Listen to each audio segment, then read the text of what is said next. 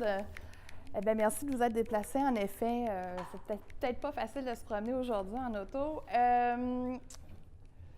Tradition. Je trouve ça particulièrement intéressant qu'on se rencontre le 21 décembre, jour de l'équinoxe. Fait que ça, traditionnellement, c'était le début, en fait, des Saturnales romaines qui finissaient par le Mardi Gras et donc un carnaval. Fait que je pourrais pas m'empêcher de faire des liens, vous êtes faites. Donc, tradition à l'aube de Noël. Ça, c'est moi. J'ai probablement genre 7 ans, 6 ou 7 ans. Et c'est le matin de Noël. Je découvre les cadeaux que le Père Noël a laissés dans le bas de notre foyer. C'est un petit foyer en fonte avec un tuyau à peu près ça de gros. C'est impossible qu'il n'y ait aucun cadeau qui passait là-dedans. Le Père Noël ne passait surtout pas là-dedans. Alors mon père, fin raconteur d'histoire, avait mis en place, puis je ne me souviens même pas la première fois qu'il a fait ça, mais ça a duré pendant des années.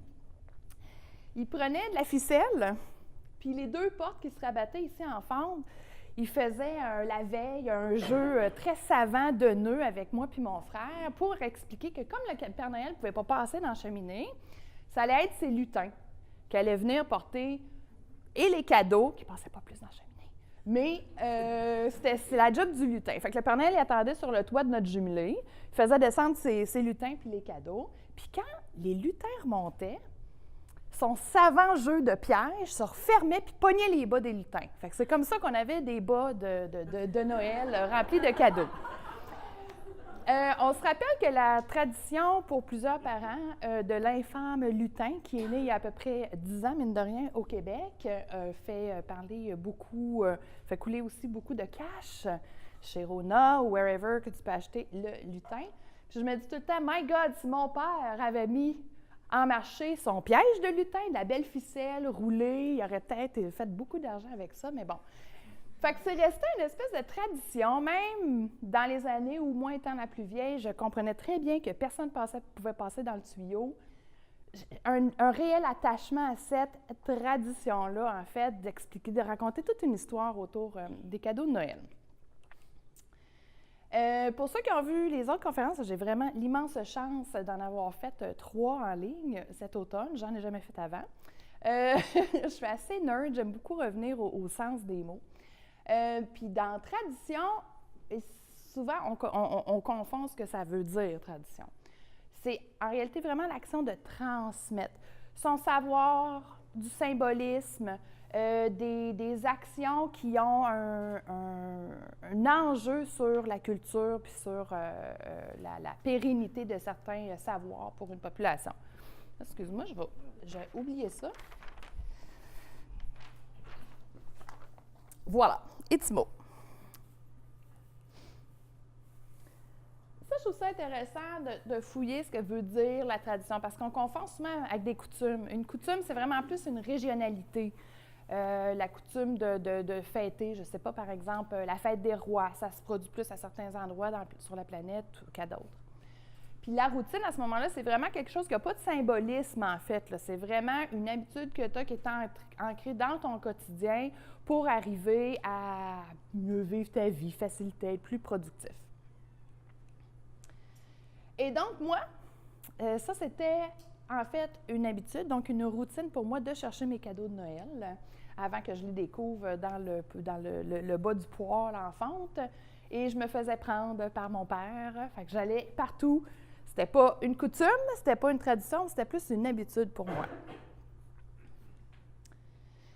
Ce que je trouve le fun dans la tradition, c'est de voir justement dans quelle section tout ça s'inscrit. Soirée canadienne. Qui se souvient de la soirée canadienne ici?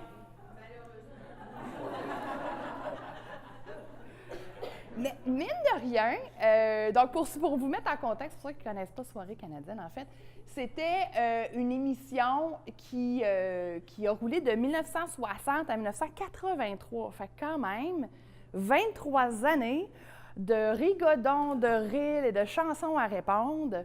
Puis pour moi, ça rentre dans les 3 catégories qu'on a vues précédemment. D'abord, c'était une tradition, parce que c'est quand même duré 23 ans. Fait que forcément, ça répondait à quelque chose lié à la culture puis au symbolisme. C'était une routine parce que c'était, pour la personne qui aimait voir ça tous les, je ne sais plus à quel horaire c'était, mais c'était à la télé, à telle heure, à telle date. Bon. Puis, c'était aussi une coutume parce que c'était un régionalisme, là. Je veux dire, ça n'arrivait pas en France, là. Il y avait autre chose, mais c'était vraiment purement québécois. Mais c'était très ancré dans le symbole quand on y pense, parce que le but de ça, c'était, surtout pas à l'époque, de vendre bien de la publicité ou bien de commercialiser une marque. C'était d'avoir une passation du savoir culturel traditionnel québécois, les rilles, les chansons à répondre et tout ça. Puis je trouve ça intéressant, mais là, on a un bonhomme moderne, parce que quand même, peu de temps avant cette image-là, bonhomme ne ressemble pas à ça du tout. Sa morphologie a évolué au fil des ans. Si j'avais envie de voir avec vous, on parle de tradition, vous en entendez parler là, du carnaval. On réinvente la patente, on est ailleurs, mais on y tient. La raison pour laquelle on le réinvente. Je voulais voir avec vous, en termes de tradition, qu'est-ce qui vous vient à l'esprit quand on parle de tradition pour le carnaval? Est-ce qu'il y a des éléments, soit iconographiques, qui vous lient au carnaval, qui vous fait penser, carnaval, ça veut dire tel truc, à main levée? Défilé. Oui, duchesse, palais, course en canot. On est dans l'activité, oui. Effigie. Aller danser à la place. Oui. Où il y avait des orchestres ou de la musique. Oui, le bal, pendant longtemps, le bal de bonhomme permettait ça aussi. Ensuite de ça, oui. Caribou, excellent. Le bain de neige. Ah, la trompette! Fait que là, j'ai trompette, caribou, bingo, je suis sur mes X. Ensuite de ça, la ceinture fléchée.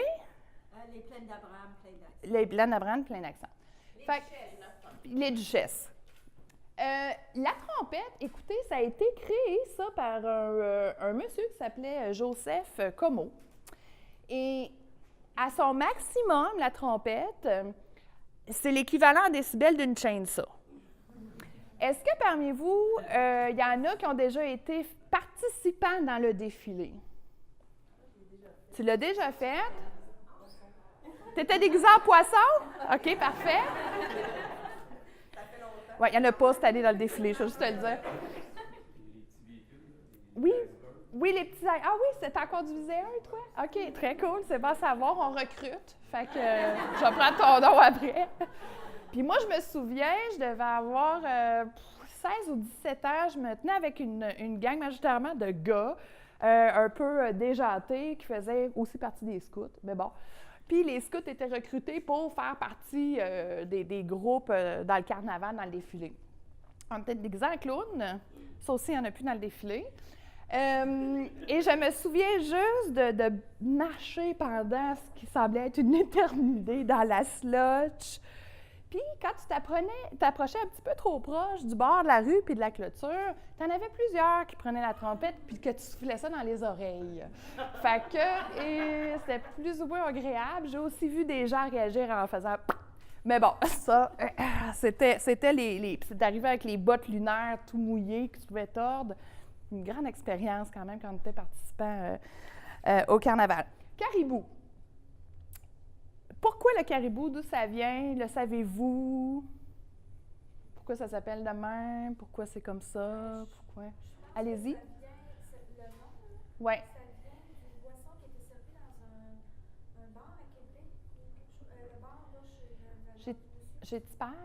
Oui, Chez Tipper. pas de là. Il y a plusieurs, à l'origine de ça, il y a plusieurs réflexions autour du fait qu'en fait, c'était un vin chaud à laquelle on additionnait un alcool fort, probablement du bon gin canadien, qui est encore super populaire, en fait. Mais ce qu'il faut savoir, je savais pas ça, je trouvais ça magnifique, en fait, c'est que caribou, comme nom, ça veut dire celui qui gratte la neige. Fait que comme animal, je trouvais que c'était une belle image pour un drink qui... Comme effet secondaire, qui finit par... C'est exactement ça. Tu me voles mon punch. La ceinture fléchée. Il En fait, d'où ça vient? Moi, je vous pose la question. C'est vraiment toutes des fun facts ce matin, là. Oui, allez-y. Je pense dans le temps des colons, la colonisation, la façon de s'habiller, d'attacher son manteau, c'était une ceinture. Poids fléché, je ne saurais pas dire, là. Mais moi, en tout cas, l'image que j'ai, c'est du temps de la colonisation. Oui, c'était vraiment, en fait, purement... Vas-y. Avant qu'ils inventent les zippers. Avant qu'ils inventent les zippers puis le Gore-Tex, les gens avaient...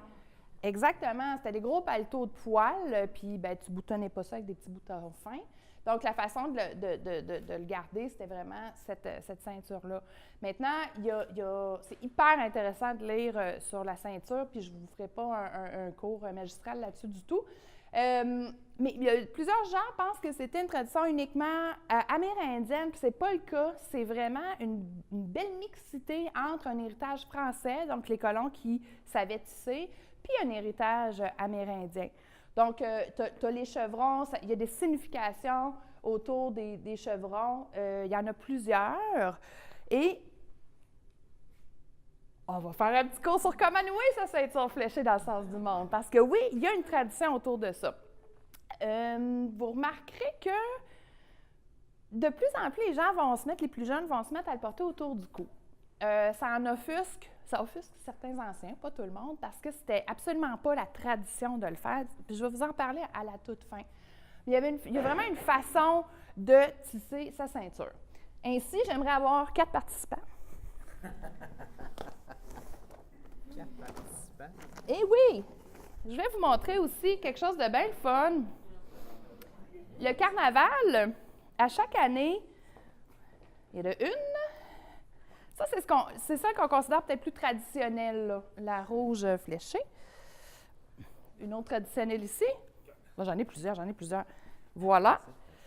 Puis ça, c'est celle de cette année. En fait, à chaque année, on tisse une nouvelle ceinture fléchée avec des gens qui ne font que ça, qui sont de Québec.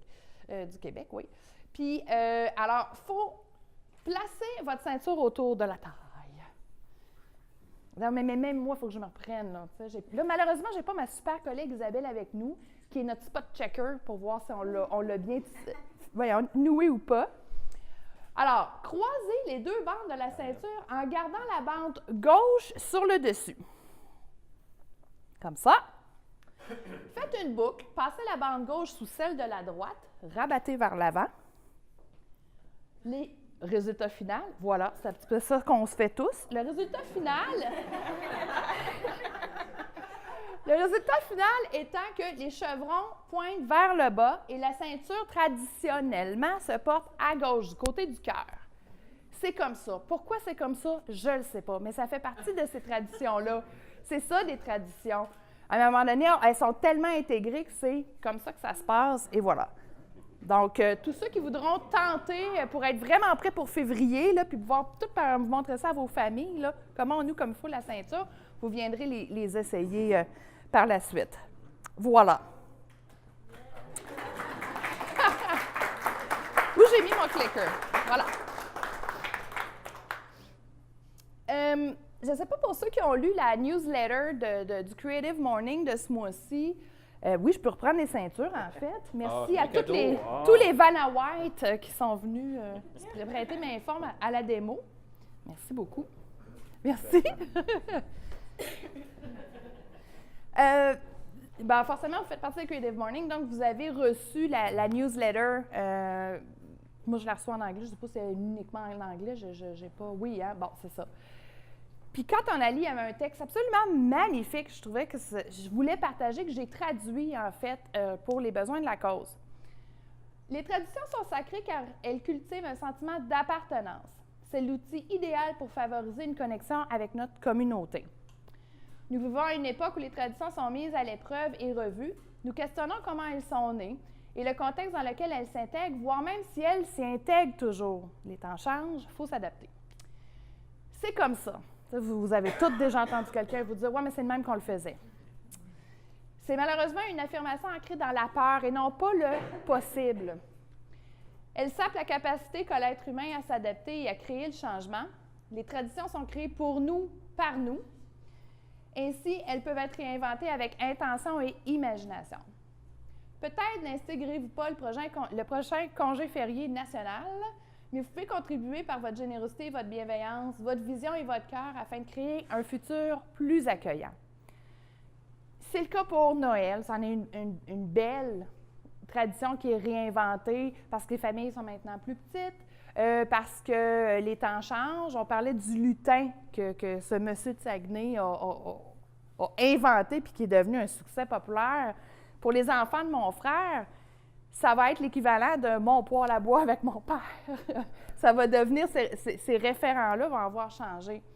Puis, dans le cadre du carnaval, c'est la même chose pour nous. C'est une tradition qui nous est chère, qu'on trouve précieuse, puis qu'il fallait réinventer dans un contexte où on est en 2019. Les gens s'attendent à autre chose, sont stimulés par des projets très différents de ce qui se faisait avant. Mais ça ne voulait pas dire jeter tout ce qui avait été fait avant ou même y apporter un jugement de valeur. C'était de bâtir sur ce qui avait été fait avant. Voilà, pour moi, c'est la tradition entre Noël et le carnaval. J'espère en fait que vous allez, tout le monde, venir vous mobiliser autour de ce nouvel projet hivernal-là qui est le carnaval. Je vous rappelle, du 8 au 17 février, ça s'en vient, 1 mois et demi. Moi, Noël ne compte comme pas dans mon plan de match. Là, je suis déjà rendue à février. Là. Vous viendrez voir ça. Puis pour moi, comme directrice de la programmation et de l'innovation, c'est de mettre au cœur de cette démarche-là le feedback des gens. Parce que c'est une fête citoyenne à l'origine, un carnaval. Puis c'est de prendre le pouls de ces gens-là. Puis c'est comme ça que la programmation, autant pour les grands rendez-vous dont je m'occupe, que pour les événements partenaires dont Alexis, qui est membre de l'équipe du Creative Morning, s'occupe, c'est ça qu'on gardait en tête avec la nouvelle vision. Donc, je vous souhaite un joyeux temps des fêtes dans votre tradition à vous, puis j'espère vous retrouver en février. Merci!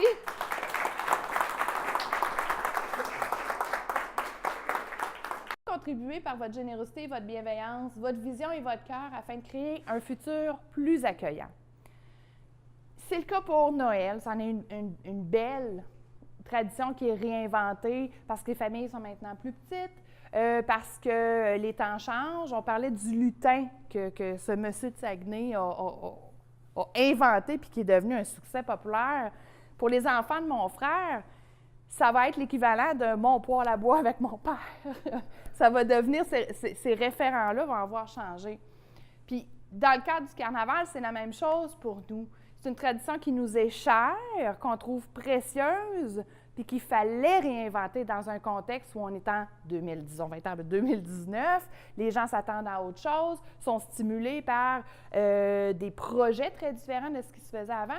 Mais ça ne voulait pas dire jeter tout ce qui avait été fait avant ou même y apporter un jugement de valeur. C'était de bâtir sur ce qui avait été fait avant. Voilà, pour moi, c'est la tradition entre Noël et le carnaval. J'espère en fait que vous allez, tout le monde, venir vous mobiliser autour de ce nouvel projet hivernal-là qui est le carnaval. Je vous rappelle, du 8 au 17 février, ça s'en vient, 1 mois et demi. Moi, Noël ne compte comme pas dans mon plan de match. Là, je suis déjà rendue à février. Là. Vous viendrez voir ça. Puis pour moi, comme directrice de la programmation et de l'innovation, c'est de mettre au cœur de cette démarche-là le feedback des gens. Parce que c'est une fête citoyenne à l'origine, un carnaval. Puis c'est de prendre le pouls de ces gens-là. Puis c'est comme ça que la programmation, autant pour les grands rendez-vous dont je m'occupe, que pour les événements partenaires dont Alexis, qui est membre de l'équipe du Creative Morning, s'occupe, c'est ça qu'on gardait en tête avec la nouvelle vision. Donc, je vous souhaite un joyeux temps des fêtes dans votre tradition à vous, puis j'espère vous retrouver en février. Merci!